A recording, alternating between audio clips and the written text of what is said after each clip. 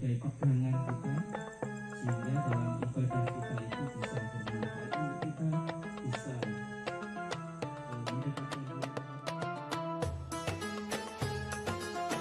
Alhamdulillah, pagi ini Allah cerahkan lokasi ini. Padahal tadi subuh ya.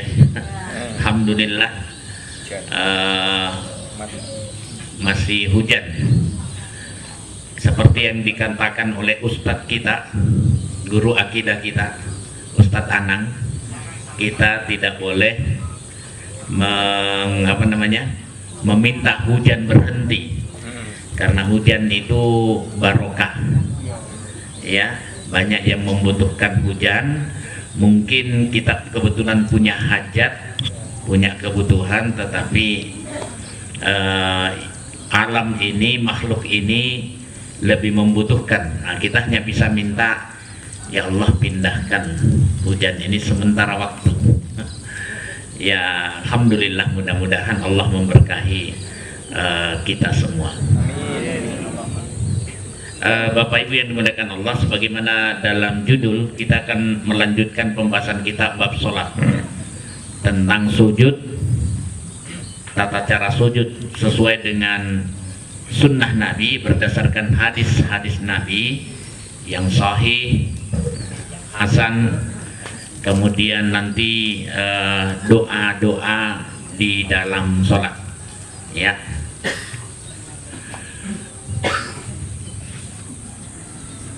Di saat sujud itu ada tuntunan di sebagian kita yang menjelaskan adanya sunnah merapatkan tumit pada saat sujud. Oh, lali. Ada sajadah enggak? Ya, sunnah merapatkan tumit saat sujud. Bisa dibayangkan ya? Iya, jadi tumitnya dirapatkan. Dulu belum pernah ada yang seperti ini, tahun-tahun sekitar ya 20-30 tahun yang lalu lah, ya. Tapi ketika bukunya Syekh Al-Albani Sifat Sholat Nabi diterjemahkan, nah banyak pengikutnya. Ya enggak masalah, itu banyak mencerahkan kita, ya. Ya kalau ada perbedaan biasa lah, ya. Nah, apa dasarnya? Diriwayatkan oleh Al-Baihaqi, Al-Hakim, Ibn Hibban, bahwa suatu malam Aisyah radhiyallahu anha kehilangan Rasulullah sallallahu alaihi wasallam, dan bahasanya itu fakitu Rasulullah sallallahu alaihi wasallam. Saya kehilangan Rasulullah sallallahu alaihi wasallam, wa kana ma'i ala firasyi. Yang tadinya itu beliau itu bersama saya di tempat tidur, ya, di alas tikar.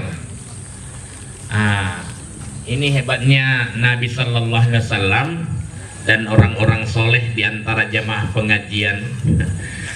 Kalau menghilang Rasulullah SAW ternyata ditemukan sedang sujud. Mana ya?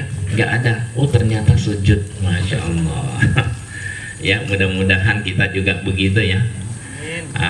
Walaupun sebagiannya mana ya? Oh, ternyata ke warung kopi. Ya, tapi kalau Nabi SAW tidak, ditemukan sujud. Fa wajadtuhu sajidan. Saya temukan beliau dalam posisi sujud, rosan akibaihi, merapat kedua tumitnya, ya. Kemudian menghadapkan ujung jarinya ke arah kiblat. Jadi sudah bisa dibayangkan ya. Ya. Nah, dengan dasar ini kemudian Syekh Al-Albani dalam buku Sifat Sholatnya itu, beliau Sifat Sholat Nabi, beliau mengatakan adanya tuntunan merapatkan tumit pada saat sujud, ya rusu akibaihi, Itu bahasannya dalam sifat sholat Nabi. Walaupun sempat juga saya bingung mana kalimat hadis yang bunyinya ya rusu akibahi, merapatkan kedua tumitnya. Saya tidak menemukan. Ya, tapi saya tidak menyerah. Mungkin ada dalam ungkapan lafal yang lain. Ya, kalau di Maktabah Syamilah atau misalnya di internet Google kita, itu harus yang sama persis. Ya, kita masukkan baru muncul. Tapi kalau misalnya tidak sama, ya nanti yang muncul yang kita tulis. Ya, nah, kita coba reka-reka beberapa ungkapan dalam bahasa Arab yang ungkapannya sama kira-kira. Alhamdulillah ketemu. Nah, tetapi hasil penelitian saya dalam buku sholat yang saya tulis, ya, atau ada juga sih di tempat yang lain, hadis ini temuan saya itu dhaif, lemah, ya. Karena hanya Yahya bin Ayyub al-Ghafiqi yang meriwayatkan adanya tuntunan merapatkan tumit. Al-Hakim dalam kitab Mustadraknya itu beliau mengatakan saya tidak menemukan adanya riwayat yang menuntunkan merapatkan tumit saat sujud kecuali yang melalui Yahya bin Ayyub al-Ghafiqi. Ya. Nah, kemudian saya agak penasaran siapa Yahya bin Ayyub al-Ghafiqi ini. Nah, saya selidiki, saya teliti. Ya. Ya, hasilnya Ibn Adi dan Ibn Ma'in menilainya jujur, orangnya baik. Nah, tetapi An-Nasa'i, Imam Ahmad dan Ad-Darqutni bukan orang yang kuat katanya. Jadi Yahya bin Ayyub bukan orang kuat, baik, tapi hafalannya tidak kuat. Dalam komentar di sini kacau atau jelek hafalannya, sayyi'ul hifdi. Kan ada ya, orangnya baik tapi lalenan. Ada orangnya baik tapi agak kurang pintar menangkap pelajaran. Ya, integritas kepribadian, orangnya jujur dan profesional, ya, dia bisa menghafal hadisnya kapanpun dia mau, ya, minimal sampai dia menyampaikan hadis itu kepada yang lain, ya, itu artinya sudah dianggap cukup. Nah, cukup, namanya sikoh, terpercaya, ya. Nah, kata Ibnu Qattan dan Abu Hatim, la yuhtajju bi, tidak bisa dijadikan hujjah. Nah, kemudian Imam Muslim, Ahmad hanya meriwayatkan bahwa Aisyah menyentuh bagian dalam kedua kakinya. Jadi ala batni qadamaihi, menyentuh bagian dalam kedua kakinya saat sujud tanpa menyebutkan merapatkan kedua kaki.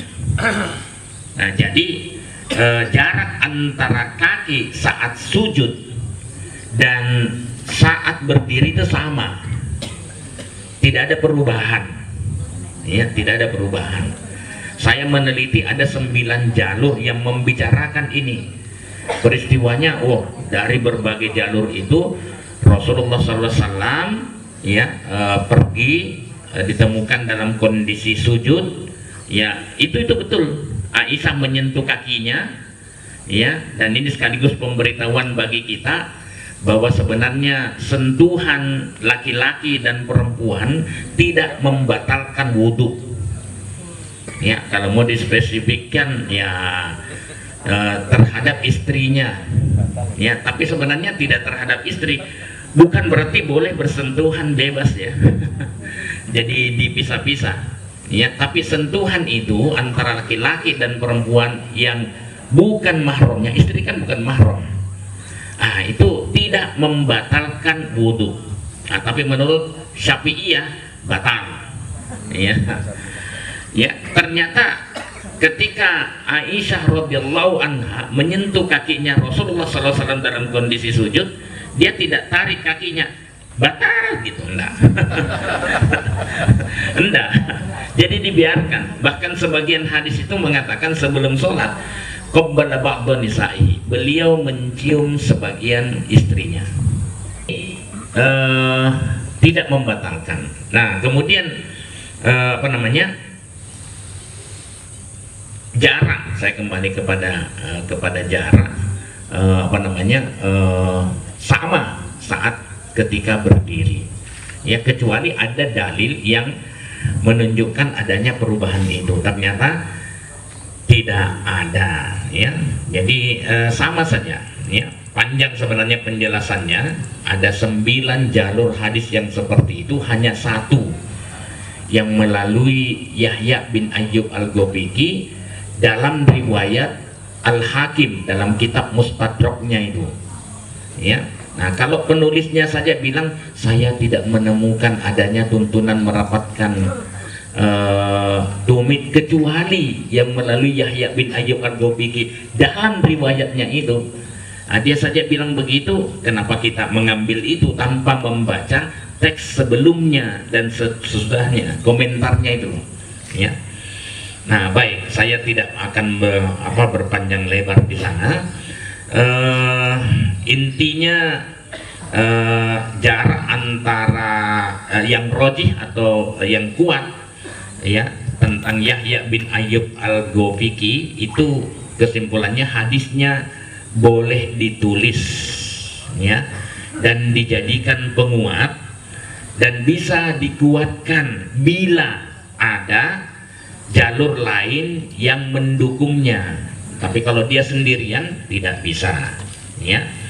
Nah, itu tambahan lafal merapatkan kedua tumitnya dalam sujud itu saya tulis dalam buku ini mengutip pendapat ulama hadis, ziyadatus syadz, tambahan yang nyeleneh.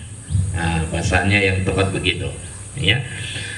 Tambahan yang tidak sahih. Syadz itu kan salah satu ciri hadis dhaif, ya. Dari 5 kriteria yang harus dipenuhi untuk hadis sahih, ya. Nah, ini saya kutip pendapatnya dari Syekh bin Baz, ya. Itu yang pertama, mudah-mudahan bisa dipahami. Ada tuntunan untuk membaca doa, ya. Kalau membaca doa itu sebenarnya cukup banyak, ya. Saat sujud itu apa yang dibaca?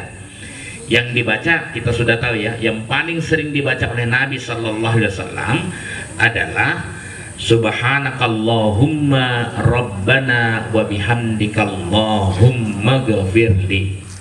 Maha suci Engkau ya Allah Tuhan kami, dan dengan memuji kepadamu atau dengan pujian kepadamu ya Allah ampunilah hamba. Jadi ini doa sujud yang ada permohonan ampunnya.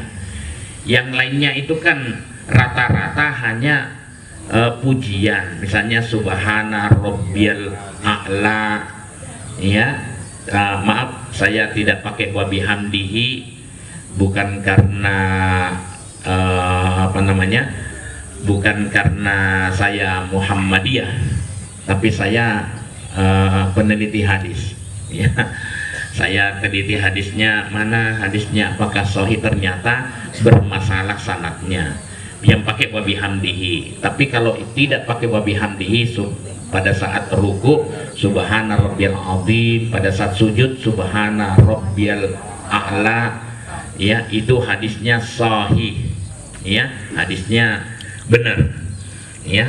Nah, itu ada lagi subuhun kudus Rabbul malaikati warruh, itu hadisnya Muslim dan Abu Dawud, sahih juga, ya. Nah, kemudian ada lagi Allahumma laka sajadtu, ya, wa bika amantu wa laka aslamtu, sajada wajhi lilladzi khalaqahu fasawwarahu wa syaqqa sam'ahu wa basarahu fatabarakallahu ahsanul khaliqin. Ya, ini hadis sahih riwayat Muslim, At-Tirmidzi dan Abu Dawud, ya. memang macam-macam, ternyata banyak ya doa sujud yang kita hafal hanya 1-2 saja. Kemudian saat bangkit dari sujud, kemarin ada yang tanya apakah pakai mengangkat dari rakaat kedua, ya. Tidak sempat saya, kemudian saya buka-buka lagi buku saya, ternyata ada. Ya, ini redaksi dari Abu Humaid As-Sa'idi, riwayat Abu Dawud, At-Tirmidzi, Ibn Majah. Bunyinya begini, tapi dalam catatan kaki ya, halaman 120. Summa idza qoma minar rak'atain, ya. Kemudian apabila beliau bangkit dari rakaat kedua, kabbaro, beliau bertakbir, wa rafa'a yadaihi, dan mengangkat kedua tangannya, hatta yuhadiya bihima mangkibai, hingga sejajar kedua tangannya dengan dua bahunya, ya. Kemudian kama kabbaro inda iftitahis shalah, sebagaimana beliau bertakbir ketika pembukaan sholat. Nah ini ya, ini hadisnya sudah. Dan Al-Bukhari menceritakan perilaku Ibnu Umar. Ini perilakunya. Ibnu Umar itu wa idza qoma minar rak'atain rafa'a yadai, apabila beliau bangkit dari rakaat kedua, beliau mengangkat kedua tangannya. Nanti dalam hadis yang lain, jadi tidak usah kaget ya, rata-rata memang beliau kalau pindah gerakan takbiratul ihram pasti beliau mengangkat kedua tangannya sejajar dengan bahu dan telinganya. Tapi takbir intikal, pindah gerakan, beliau itu sebagian disebutkan, saya melihat Rasulullah SAW mengangkat kedua tangannya hanya pada saat takbiratul ihram. Yang lainnya tidak. Makanya nanti kalau ada yang begini sholatnya, ya, Allahu Akbar, dia angkat kedua tangannya, ya, kemudian nanti dalam posisi ruku Allahu Akbar, Sami Allahu liman hamidah, orang angkat, ya. Kemudian pada saat sujud langsung sujudnya, karena memang dia punya dasar, ya. Nanti bisa dibaca variasinya itu dalam Musannaf Ibn Abi Syaibah. Nah, hanya saja dalam Musannaf Ibn Abi Syaibah itu kan redaksinya tingkatan hadisnya itu ya tidak masuk dalam kutubus sittah, ya. Kita ambil kalau bisa yang kitab standar itu. Baik, saya kira itu ya, kita akan memperbanyak tanya jawab sebagaimana permintaan Ustadz Kuno, perbanyak tanya jawab Ustadz. Oh siap. Mana beliau itu lebih lagi, kalau bisa pembukaan salam langsung tanya jawab, ya.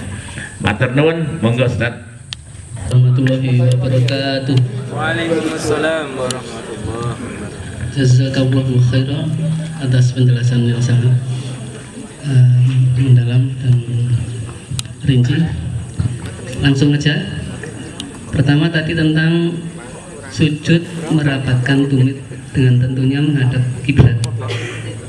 Redaksi ini tentunya kita berlandaskan dalil. Kalau tidak berarti kan tidak sesuai dengan apa yang dicontohkan redaksi dalil tadi. Yang saya tanyakan adalah kelonggaran dalam amaliyah, yang mana sunnah itu kalau bisa kan diamalkan semua. Hanya saja sebagaimana kita ketahui ketika sholat itu kan bajunya tidak boleh ketat, terutama celana ya, laki-laki terutama, lebih-lebih jangan sampailah punggungnya kelihatan. Yang saya tanyakan adalah ketika sujud tentunya tanpa menampakkan punggung kelihatan, makan aurat ya kan, batal sholatnya. Itu bisa jadi kalau pakai sarung atau celananya yang dalam rangkapannya itu di atas lutut, itu kalau dibuka kan ada potensi kelihatan dari belakang. Iya. Nah inilah bagaimana cara bercelana kalangan sahabat, karena ada kalanya tentunya tidak bolehlah kita bersujud itu nampak aurat. Kadang itu ya tanpa melihat pun kadang sekilas bisa jadi kelihatan kalau di belakang ya. Iya. Itu mungkin bisa ditangkap ya. Oke. Kemudian Matur nuwun. ya, kemudian pertanyaan Masih kedua, Ya. bacaan di Singkat, ya. antara tahiyat akhir sama sebelum salam tadi. Iya. Itu kalau nggak salah itu redaksi doa akhir hari Jumat. Iya. Redaksi itu muncul. Bagaimana mengkompromikan hal tersebut? Misalnya Rasul atau di kalangan sahabat itu mempraktekannya apakah ketika sujud seperti di mana dimaksud, atau ada kalanya dilebihkan atau sebagai amalan-amalan lebih, yaitu doa sebelum terbenamnya matahari di akhir hari Jumat itu. Ya. Kan ada redaksi doa-doa yang dicontohkan Nabi, yang mana kita ketahui Nabi Muhammad adalah maksum, hanya saja memberi contoh pada umatnya. Ya, matur nuwun. Sami-sami jazakallahu khairan. Oh iya. Tentang yang pertama jadi ingat. Aurat. Ya, aurat. Ya, terkadang anak-anak muda kita itu pada saat sujud karena bajunya metek, ya, pendek, ya pada saat berdiri tidak kelihatan, tapi pada saat sujud itu naik tuh baju kaos. Nah, kelihatanlah pantatnya. Nah, itu hati-hati, ya. Kalau ibu-ibu tidaklah, ya. Dan saya juga tidak pernah tahu. Ya. Ini saya bilang bukan karena ada istri saya ikut pengajian. Karena posisi kita memang di depan. Tapi kadang-kadang yang laki-laki, mas-mas atau bapak-bapak ada yang pakai kaos, itu kemudian terlihat. Dihindarilah itu. Ya, pakai pakaian yang terbaik. Boleh nggak pakai kaos? Boleh. Ya. Tapi sebaiknya pakai pakaian yang terbaik. Ya. Ya gitu. Nah, kalau terlihat apakah batal sholatnya? Kalau menurut syarat-syarat sebelum sholat, ya itu bisa membatalkan, ya, karena auratnya kelihatan. Cuman dia tidak sadar kadang-kadang, ya. Ya sudah, kalau misalnya tidak sadar, setelah sholat kita kasih tahu, ya, jangan sampai sholat kita sia-sia hanya gara-gara karena memang dia tidak sadar, ya, gitu. Ya, mudah-mudahan dimaafkan oleh Allah. Yang penting ada keinginan kita untuk memberitahu, ya. Kemudian yang berikutnya itu tentang doa itu, ya.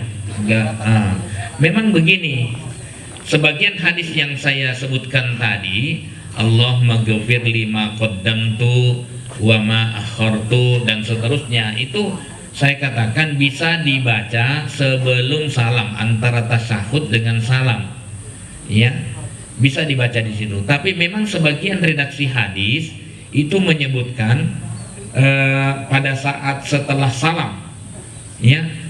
Ya sudah, kita terima saja informasinya. Ketika hadisnya sahih, ya berarti ini bisa dipakai di dalam sholat sebelum salam, dan bisa juga setelah sholat setelah salam.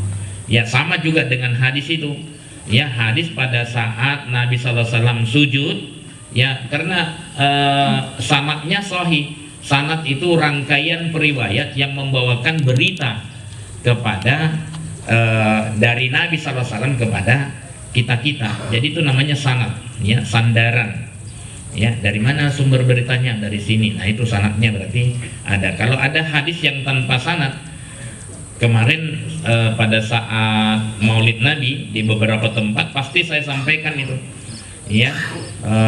Nabi Sallallahu Alaihi Wasallam bersabda, man adzoma maulidi, ya, maka dia akan mendapatkan syafaat bagiku, dariku, untuknya pada hari kiamat. Itu hadis palsu, ya, hadis palsu, ya. Waman ampaqo dirhaman, siapa yang berimpak 1 dirham saja pada dalam rangka Maulid ya, hari kelahiranku, maka dia sama dengan berinfak 1 gunung emas di jalan Allah. Nah, gede banget ya. Nah, salah satu ciri hadis palsu itu kalau misalnya pahala yang sederhana itu mendapatkan amal yang sederhana tapi pahalanya sangat gede. Nah, ternyata setelah kita cari di mana hadis ini berada, tidak ketemu dalam kitab hadis manapun juga. Ya, artinya hadisnya la aslalah, tidak ada sumber asalnya. Ya, makanya Ustadz Siman itu men-share terus ya, yang memang tidak ditemukan. Tapi kan tarjih, Ustadz Beta kemarin sudah menjelaskan kan, ya sesuatu adat setempat memang tidak terjadi pada masa Nabi SAW, tapi dibolehkan. Ya, tidak ada yang memerintahkan, tidak ada yang mencontohkan dari Nabi dan sahabatnya, dan tidak ada yang melarang. Nah, itu yang pelajaran Sabtu lalu ya dari Ustadz Beta itu. Nah, tapi yang penting tidak berlebih-lebihan. Nah, kalau ngaji boleh enggak? Nah, Ustadz Siman akhirnya mengatakan, oh boleh kalau ngaji. Alhamdulillah. Ya. Jadi gitu ya. Bagaimana mengkompromikan, sudahlah. Itu yang penting ada dalilnya. Karena dalam masalah ibadah kita perlu dalil. Enggak boleh ngarang. Kapan kita ngarang, fahuwa roh, kemungkinannya ditolak ibadahnya. Ya, atau yang kedua, diponis bid'ah, wa kullu bid'atin dolalah. Semua bid'ah itu sesat. Ini dalam masalah ibadah mahdoh loh ya. Ibadah mahdoh, dalam ibadah khusus loh ya, seperti sholat inilah, ya toharoh, ya zakat, puasa, haji, nggak boleh nambah-nambah, nggak boleh juga sebenarnya ngurang-ngurangi. Ya, yang kita kan fokusnya kadang bid'ah itu hanya sekedar menambah-nambah. Tapi ngurang-ngurangi sesuatu yang aslinya dari Nabi SAW sebenarnya itu juga bid'ah, penyimpangan. Nah, makanya di sini kita berikan variasi-variasi tanawu, namanya tanawu. Anda boleh baca ini, boleh baca ini, boleh baca ini. Jadi berikan saja, silahkan dipilih mana yang disuka. Ngeten nggih? Matur nuwun. Assalamualaikum warahmatullahi wabarakatuh. Terkait dengan sholat jamaah, ini sering sekali saya alami pada saat mengikuti sholat jamaah. Ini posisi tidak makmum masbuk, tidak terlambat. Jadi sejak awal mengikuti imam sholat jamaah. Namun sering terjadi, terutama pada saat tahiyat awal maupun tahiyat akhir, doa yang kita baca mungkin berbeda dengan apa yang dibaca oleh imam. Jadi pada saat kita membaca tasahud itu belum selesai, mungkin baru asyhadu an la ilaha illallah itu salam, imam sudah salam. Nah, ini bagaimana dengan salat kita, apakah itu sah atau bagaimana? Ya, jadi saya masih belajar karena ini sering sekali saya alami. Kemudian yang kedua saya alami juga di pada saat mengikuti sholat jamaah di Masjid Al-Fatah. Ya, ini pada saat kita posisi sebelum sholat gitu ya, di jamaah ibu-ibu itu ada salah satu jamaah kita yang kebetulan saya 2 kali mengalami berjejer dengan dia gitu ya. Jejer dengan dia itu saat sebelum sholat itu kakinya disentuhkan ke kaki saya pada saat dia gagah gitu ya. Saya sudah agak menggeser ke kiri gitu. Dia ngejar ke kiri. Mungkin pengertian dia atau dia punya paham bahwa ini harus dirapatkan gitu ya. Jadi dan saya meniteni kalau dia sholat itu maaf ya, itu selalu bergagah, selalu meskipun saya tidak jajar, dia selalu merapatkan kakinya di jamaah yang kanan kirinya. Jadi maaf posisinya padahal putri yang agak melebar gitu. Jadi ini bagaimana Ustaz? Apakah itu dibenarkan atau bagaimana? Matur nuwun. Assalamualaikum warahmatullahi wabarakatuh. Oh, tahiyat. Ya, itulah dia yang sering saya sampaikan di beberapa pelatihan sholat tentang bacaan imam. Bacaannya sudah bagus. Al-Fatihah ketika keras bagus. Ya, dia tartil dan dia potong-potong. Alhamdulillahirabbil alamin, Ar-Rahmanir-Rahim, Maliki yaumiddin. Memang sunnahnya di penggal-penggal itu yuqatti'u qira'atahu ayatan-ayatan. Ya, tapi entah kenapa pada saat sir rokaat ketiga, rokaat keempat kah, cepat sekali. Tidak seperti saat membaca Al-Fatihah dengan suara jahar, cepat sekali. Nah, sama dengan tahiyat. Tahiyat itu juga begitu. Harusnya kan dinikmati saja. At-tahiyatu lillahi wassalawatu wattayyibat. Assalamu alayka ayyuhan nabiyyu wa rahmatullahi wa barakatuh. Ritmenya sama. Ya, temponya itu sama. Nah, jadi nikmat gitu. Makmum juga tidak keburu-buru. Nah, karena di Masjid Al-Fatah Bodeh memang beda-beda imamnya. Dalam hal ini imam berbeda pendapat. Ada namanya ulama berbeda pendapat. Makanya tak titeni sopo sing imam. Kalau imamnya ini, saya percepat tahiyat saya. Kalau imamnya itu, saya biasa-biasa saja, standar. Ya, senyum-senyum sendiri imamnya. Tapi coba direkam Bapak Ibu, direkam atau bapak-bapak khususnya yang biasa jadi imam, apakah ritmenya, temponya memang sama? Kecuali kalau memang Nabi SAW ada perkataan begini. Tapi ketika sir, Nabi SAW mempercepat bacaannya. Misalnya ya silahkan. Tapi masalahnya mana dalilnya? Nah, itu persoalan kebiasaan. Kenapa bisa begitu? Begini Bapak Ibu, saya pernah tanya sama dokter, kenapa Al-Fatihah itu kadang cepat? Ya, kebetulan dokter Sagiran ya, yang dia ahli bedah, tapi dia ustadz gitu ya. Kemudian ya, karena pada saat bersuara itu pasti menghembuskan nafas, ngembus, meniup. Kalau tidak bersuara itu kita bisa sambil menghisap, menarik nafas. Coba saja menghirup, menarik nafas. Ada nggak yang bisa bersuara tapi dia dalam posisi menarik nafas? dites ya, sambil tes pernapasan.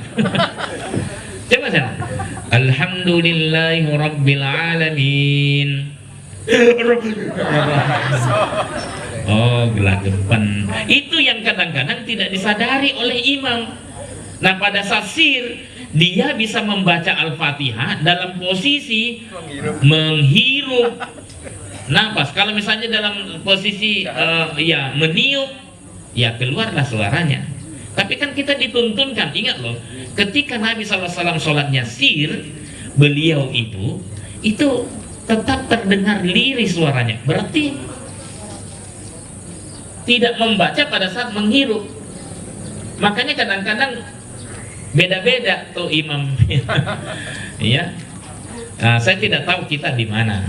Ya, harusnya alhamdulillahirabbil alamin. Kalau misalnya pasir, alhamdulillahirabbil alamin. Ar-Rahmanir-Rahim. Maliki yaumiddin. Tapi kita saja mendengar. Ya, kalau misalnya makmum jangan sampai terdengar oleh kiri kanannya.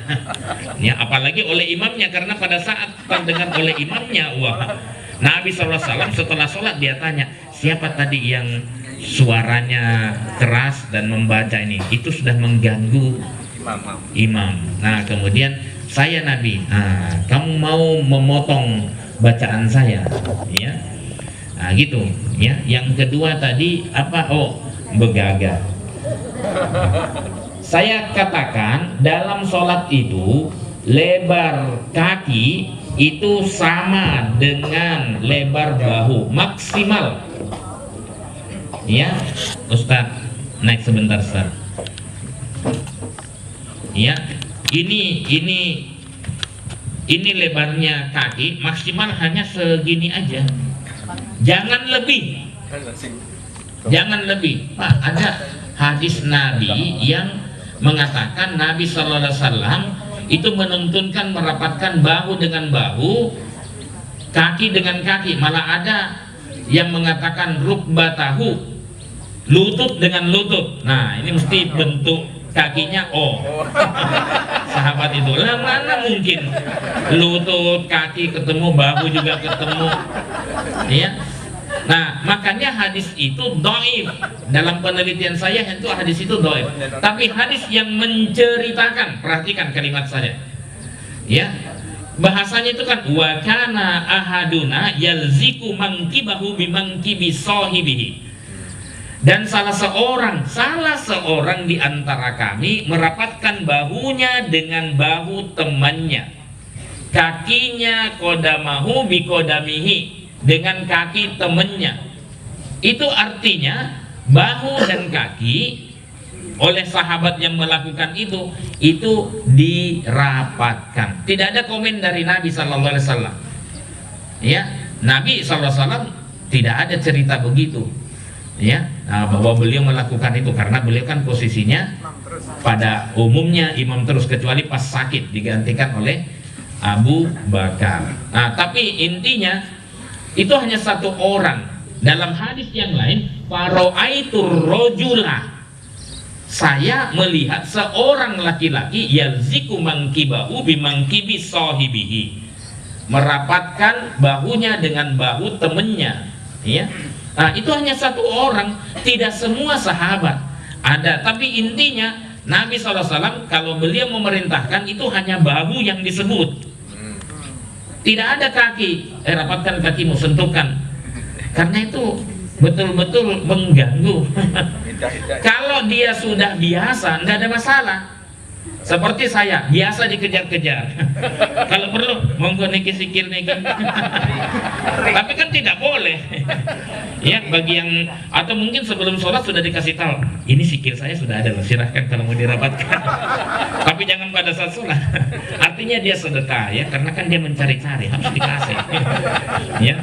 Nah, tapi kalau misalnya hanya merapat kaki saja, coba carikan hadisnya. Sahabat itu merapat bahu dengan bahu, kaki dengan kaki. Itu pun hanya satu orang. Nah, makanya saya, ya ada yang begitu silahkan, boleh, tidak dilarang oleh Nabi SAW, dibiarkan oleh Nabi SAW. Dibiarkan kan berarti boleh juga, ya. Tapi sebaiknya sesama biskota jangan saling. Oh ada Pak, matur nuwun sangat. Ya ada Pak, di masjid daerah Imogiri sana, ya, dikejar kakinya, marah dia, ya ada juga macam-macam. Ada yang dia biarkan, kemudian dia ngalah, kemudian dia angkat kaki kanannya satu, dibiarkan masuk. Nah, setelah itu dipijat, begini-gini kan. Nah, ini bid'ah ini.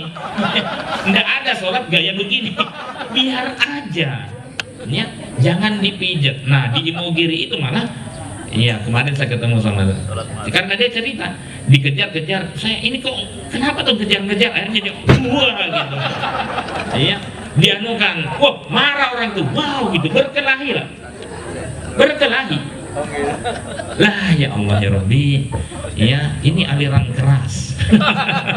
Nggak usah berkelahi, kalau dikejar-kejar biarlah. Nah, Anda semakin kesana pasti dia akan semakin lari. Untungnya teman saya lagi bilang, untungnya saya tidak begini. Dikejar-kejar terus, dia cari-cari mana ini. Dan untungnya yang mengejar-ngejar tidak kemudian begini juga. Waduh, itu kalau dipoto, waduh itu bisa jadi viral itu. Ya, gitu ya. Jadi biarkanlah, karena pahamnya memang begitu, ya, tidak usah pergi, biarkan saja. Walaupun ya mungkin kita hanya perlu pembiasaan, ya, pembiasaan, biar, ya, gitu ya.